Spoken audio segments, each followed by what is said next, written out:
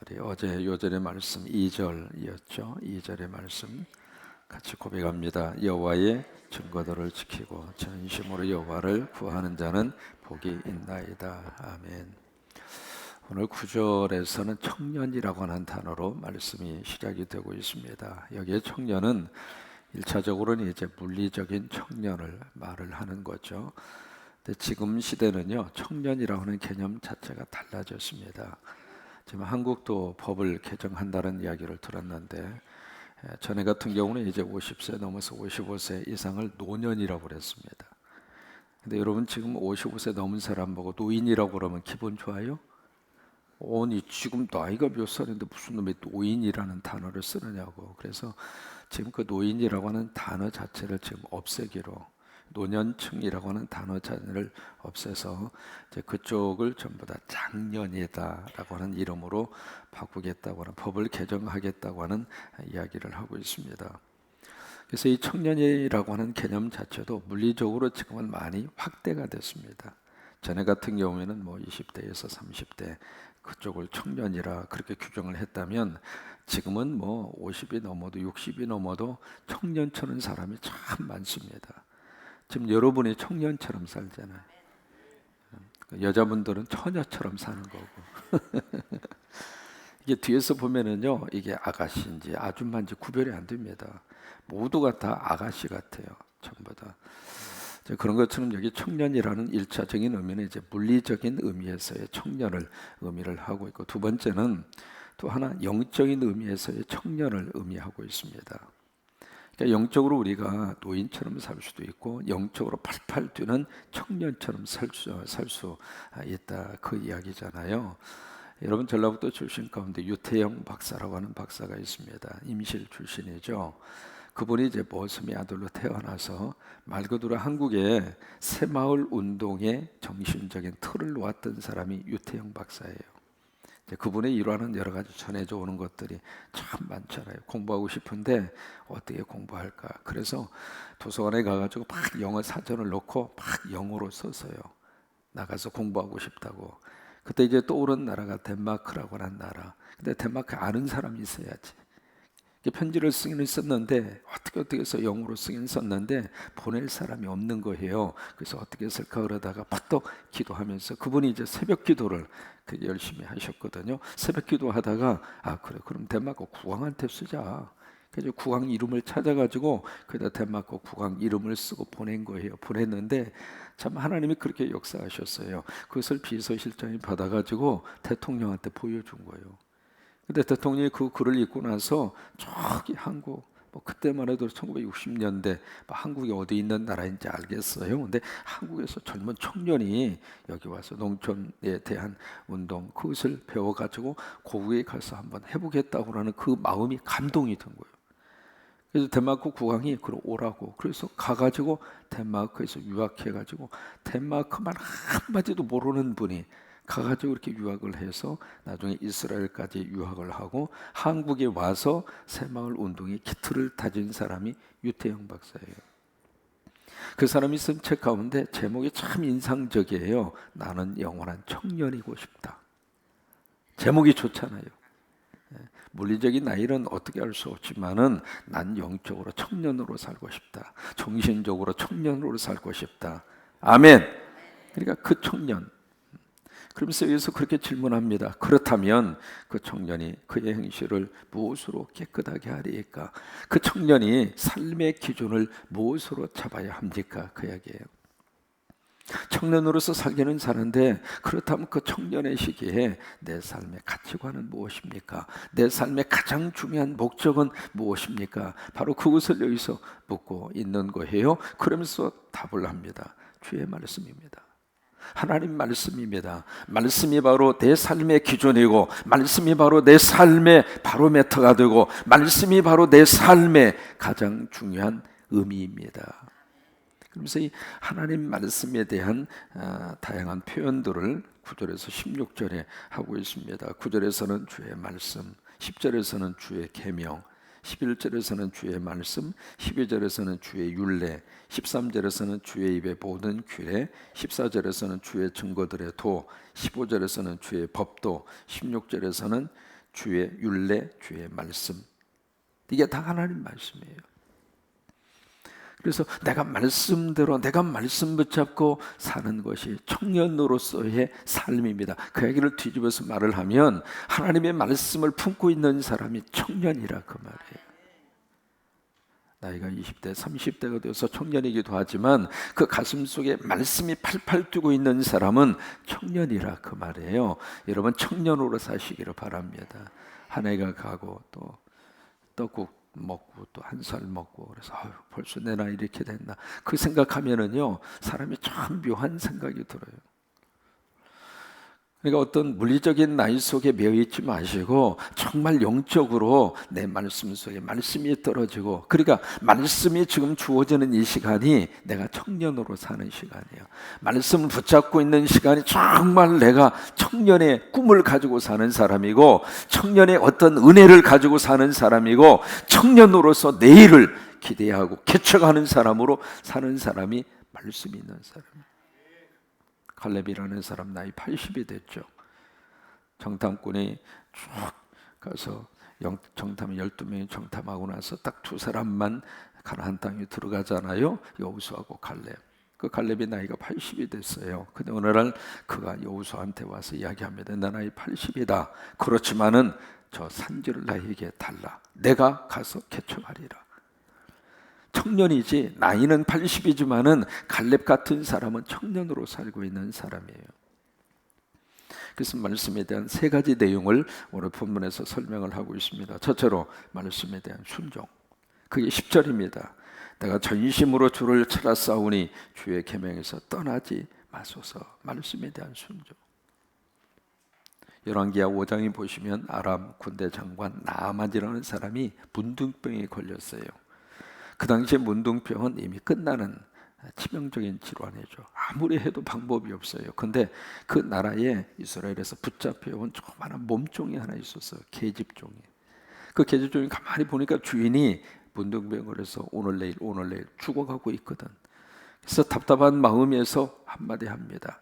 아유 주인님, 저희 나라에 가시면 그 아주 치유의 능력과 은사가 있는 하나님의 종이 있는데 거기 가시면 나을 수 있는데, 사람이 마지막 순간에는 지푸라기라도 잡는 거예요. 그래서 이 나하만 왕은 그래 알았어, 그럼 가야지. 그래서 수레에다가 선물을 바리바리 사가지고 병을 낫기 위해서. 여러분 건강이 최고 아닙니까? 물질 있어봤자 무슨 의미가 있어요? 살의 진미 차려놓아봤자 무슨 의미가 있어요? 돈이 있어서 차릴 수 있는 능력은 있을지 몰라도 건강이 있어야 먹을 수 있는 거거든요. 입맛이 최고로 좋은 재산이에요. 그래서 이것을 바리바리 싸가지고 가서 낫고 와야지 싶어서 그 먼 길을 마다하지 아니하고 딱 왔는데 하나님의 종 엘리사 집에 딱 온 거예요. 왔는데 이 엘리사라는 사람이 코빼기도 보이지도 않는 거예요. 기분이 팍 나서 성질이 나서 내가 누군데, 누구긴 누구예요? 문둥병 걸린 사람이지. 그래서 자기 자존심이 있잖아요. 아람 하면 이스라엘을 제배할 수 있는 강력한 힘이 있는데, 힘 있는 나라에서 사령관이 왔는데, 국방부 장관이 왔는데 이런 식으로 대접해 화가 나서 두드러서 딱 가려고 그럽니다.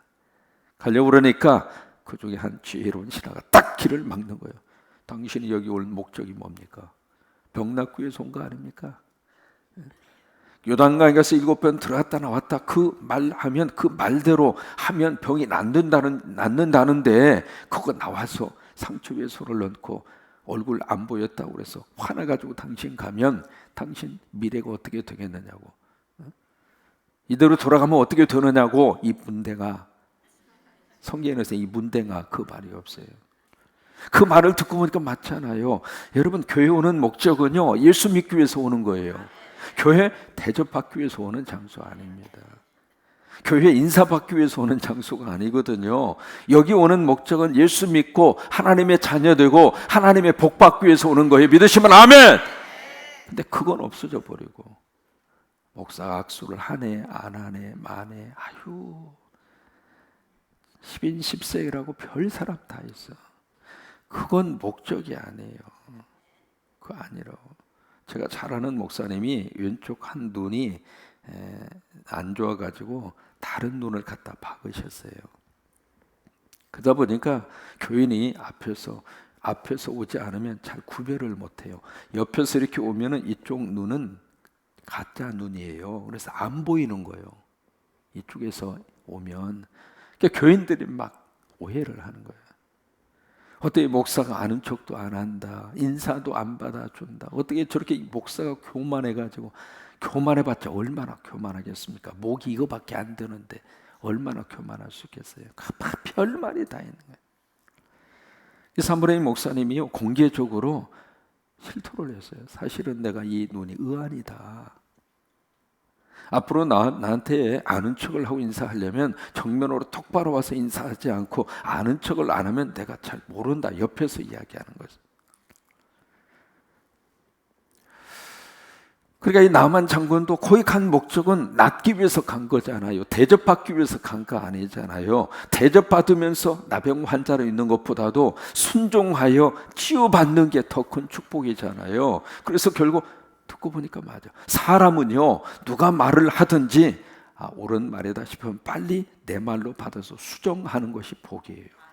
끝까지 고집 피우면서 그러면 자기만 손해란 말이죠. 그리고 결국 순종하고 요당에 가서 한 번 들어가, 두 번 들어가, 7번 딱 들어갔다 나오는데, 세상에 열왕기하 5장 2번라고 말씀하십니까? 어린아이처럼 그렇게 백옥 같은 피부로 싹 바꿔진 거예요. 왜? 순종하니까. 그러니까 청년이 내가 말씀을 기준으로 삼겠습니다. 그러면 그 말씀의 기준이 뭐냐? 나 말씀대로 순종하겠습니다. 기도하라. 그러면 아멘하고 기도하고, 잠잠을 하면 아멘하고 잠잠하고. 두 번째로 말씀을 배우겠습니다. 이것이 말씀에 대한 가치관을 가지고 사는 청년의 모습이에요. 12절에 보시면 찬송을 받으실 주 여호와여, 주의 율례를 내게 어떻게 해요? 가르치소서. 배우겠나이다.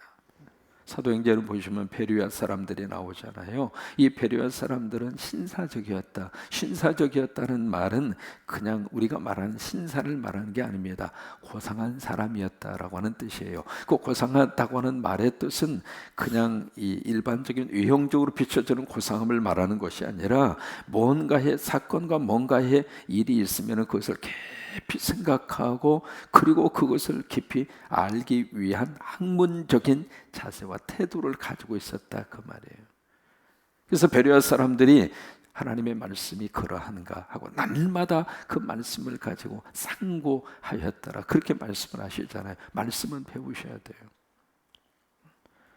내가 지금 말씀을 알고 있겠다, 아니에요. 알면 알수록 모르는 게 하나님의 말씀이에요. 그러니까 이 말씀 속에 깊이 들어가면서 또 배우고 또 배우고. 왜요? 사람은 배운 것만큼 말씀이 보이게 돼 있어요.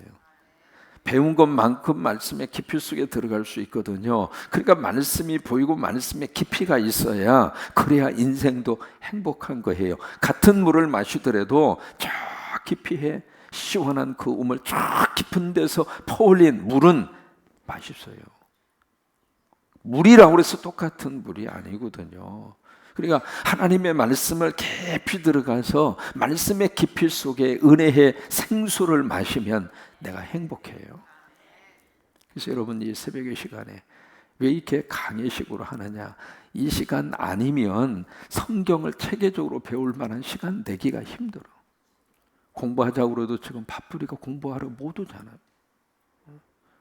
이것 좀 하자고 그래도 이것저것 얽혀져 있는 것이 너무 많아가지고, 이게 갈수록 더 바빠서 갈수록 더 시간 내는 것이 더 힘들어지는 세상 구조예요. 근데 새벽은 조금 일찍 자고 일찍 일어나면 되잖아요. 드라마 조금 두어 편 안 보면 되잖아요. 새벽은 내가 조금만 결심하면 올 수 있는 시간이 새벽이에요. 그래서 새벽에 저도 말씀을 강의하고, 새벽에 여러분도 말씀의 강의를 들으시고, 그래서 제가 이 교회 목회하는 한 한번 말씀을 한번 처음부터 마지막까지 쭉 한번 나도 강의하고 여러분도 강의를 들으시고, 일생을 살면서 그 말씀의 강의를 한번 듣고 천국 가는 것도 행복한 거예요. 그래서 이 새벽의 시간에 말씀을 배우세요. 배우시라고. 그래서 그게 바로 청년으로 사는 거예요. 하나님의 말씀을 배우는 게. 고린도전서 13장 11절 12절에 보시면, 내가 어렸을 때는 말하는 것도 생각하는 것도 어린아이처럼 그런데 장성한 다음에는 어린아이의 것을 버렸다. 그렇게 말씀하잖아요. 신앙적 영적으로도 아직도 어린아이야. 그러면 하나님 말씀을 읽는 것도 애기처럼 읽는 거예요. 이해하는 것도 애기 수준이야. 이게 자라나야 되잖아요. 영적으로 성장을 해야 되잖아요. 성장을 해서 이 말씀의 어려운 부분도 먹을 수 있어야 되고. 그러려면 어떻게 해야 돼요? 배워야지. 배워야 된다고. 세 번째로, 이 청년이 말씀으로 사는데 그 말씀의 세 번째 요소가 바로 무엇일까? 말씀을 선포하는 거예요. 말씀을 시인하고 말씀을 선포하는 거. 그것이 바로 13절입니다. 주의 입의 모든 규례들 나의 입술로 어떻게 해요? 선포. 로마서 10장 10절에 보시면 내가 마음으로 믿어 의에 이르고 입으로 시인하여 구원을 얻는. 그러니까 믿으면 의. 무슨 얘기요? 믿음의 구체는, 믿음의 실체는 예수 그리스도니까 아브라함이 하나님을 믿었으므로 하나님이 그를 의로 여기셨다. 그러니까 내 안에 예수님이 있어야 의라고 하는 게 나올 수 있는 거거든요. 예수님이 없으면 의인이 될 수가 없는 거예요. 그러니까 믿는다, 그 이야기는 내 안에 예수가 있다, 그 말이잖아요. 예수가 있는 사람은 의에 이르고, 다시 말해 하나님의 자녀가 될 수 있고, 입으로 시인하여 구원을 얻느니라. 살림의 역사는 입에서 나오는 거예요. 입이 그 사람을 살릴 수 있는 거예요. 그러니까 살림의 영성을 가진 사람은 말도 살리는 말이 나오는 거예요. 살리는 말. 그러면서 이 청년이 결단을 합니다. 15절로 16절, 내가 주의 법도들을 작은 소리로 읊조리며 입에서 떠나지 않겠다, 이 말이에요.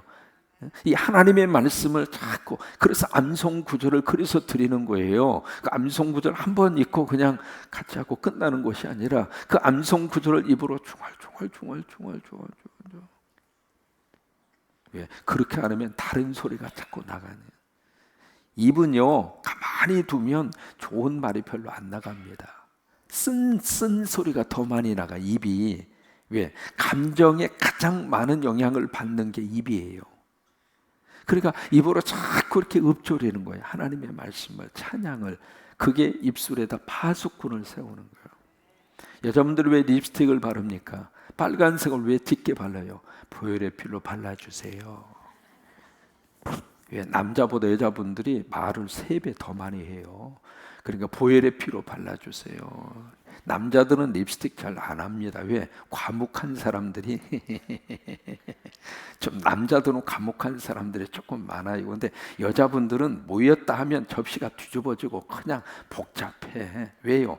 처음부터 하나님이 그렇게 만들어 놓으셨어. 그래서 말이 많아요. 말이 많은데 그래서 여기다 립스틱을 바르고 그러는 거예요. 그것도 지렁이에서 나온 립스틱이에요. 지렁이. 원료가 지렁이에서 나온 거예요. 알면서 립스틱을 바르세요. 주여 지렁이를 바릅니다.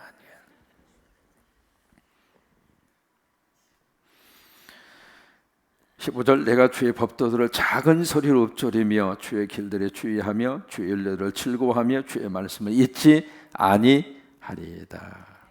그래요. 미국의 낭만파 시인 가운데 롱펠로우라고 하는 시인이 있습니다. 롱펠로우, 아마 들어보시지 않았을까 싶은데, 이 사람이 그 사람을 만나고 싶다라고 하는 멋진 시를 그가 남깁니다. 보시면은 한번 보세요. 항상 푸른 잎새로 살아가는 사람을 오늘 만나고 싶다. 그게 청년이잖아요. 얼굴은 쭈글쭈글하지만 그래도 내 생각만은 푸른 잎새로, 언어만은, 이 단어 자체만은 푸른 잎새로 얼마든지 살아갈 수 있잖아요. 왜? 내 인생 다 산 것처럼 그렇게 살 필요는 없잖아요. 오늘 하루를 사는 동안 항상 푸른 잎새로 살아가는 그 사람 오늘 만나고 싶다. 언제 보아도 언제나 바람으로 스쳐 만나도 마음이 따뜻한 사람, 밤하늘의 별 같은 사람을 만나고 싶다. 그 사람이 따뜻한 사람이고 푸른 잎새 같은 사람이라 그 말이에요. 온갖 유혹과 폭력 앞에서도 흔들림 없이 언제나 제 갈 길을 묵묵히 걸어가는 의연한 사람을 만나고 싶다. 언제나 마음을 하늘로 열고 사는 아름다운 사람을 만나고, 땅에다가 마음을 열어놓으면 땅의 것에 의해서 막 출렁거리는 거예요. 아파트 큰 거 살면 온갖 것이 자기 것인 것처럼 교만이 하늘 끝까지 올라가서 별거 없잖아요. 하늘에다가 마음을 두고 사는 사람. 여기 같이 한번 읽어볼까요? 시작. 모든 삶의 굴레 속에서도 비굴하지 않고 언제나 화해와 평화스러운 얼굴로 살아가는 그런 세상의 사람을, 비굴하지 않고, 뭐 세상 앞에 그렇게까지 코가 석자나 빠지면서 그럴 필요 없잖아요. 이 세상 하나님이 부르시면 천국 가면 되고, 이 세상에 살 때는 당당하게 살고, 없으면 금식하고, 있으면 먹고, 그러고 살면 되지. 뭐 세상 것에 대해서 그렇게 그냥 뭐 사내 중내 만에 뭘 그럴 필요 뭐 있습니까? 마음이 아름다운 사람의 마음에 들어가서 나도 그런 아름다운 마음으로 살고 싶다. 아침 햇살에 투명한 이슬로 번쩍이는 사람, 바라보면 바라볼수록 온화한 미소로 답해주는 마음이 편안한 사람을 만나고 싶다.